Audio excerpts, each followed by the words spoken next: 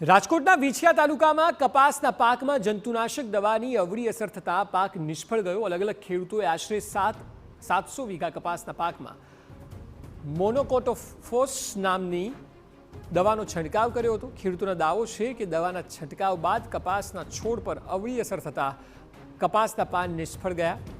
કપાસના પાન ખરાબ થયા અને છોડની વૃદ્ધિ અને વિકાસ અટકી ગયો।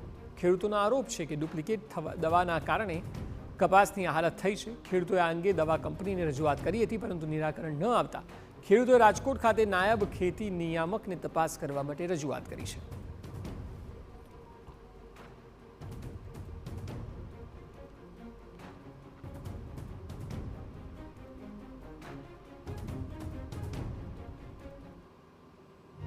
આ દવા કપામાં છાંટીને પછી જ કપા બગડ્યો છે અને કંપનીવાળા એકવાર બે વાર જોઈ ગયા, પણ અહીંયા જોઈને વ્યા જાય છે, કોઈ કંઈ જવાબ દેતા નથી અને 2 મહિનાથી નાની વાંહે હેરાન થઈ છે અને હજી લગી એમાંથી કોઈ જવાબ આપ્યો નથી। કસ્ટમરે જે મોનોકોટોફોસ દવા નામનો જે ઉપયોગ કર્યો કપાસમાં, તો કપાસમાં છાંટ્યા પછી 10 થી 15 દિવસે કપાસમાં રિએક્શન આવવાની શરૂઆત થાય છે અને બીજો સ્પ્રે મારતા આખો કપા વાયરસ યુક્ત થઈ જાય છે।